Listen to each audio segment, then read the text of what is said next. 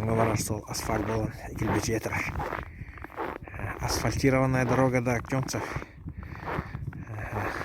в свете солнца. Сейчас. Это долина Эркени, его начало. Первый поселок Техтюр.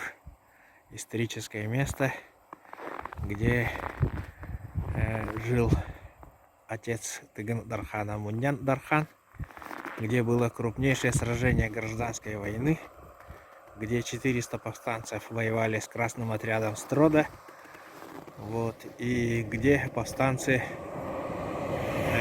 сделали засаду на отряд Каландрашвили, грузинского и авторитета командира красного отряда. Вот, и деревня Карапатцы, Кыгылсулус, которая стала сейчас таким дачным участком. И как я уже говорил, впереди Актемцы, яркий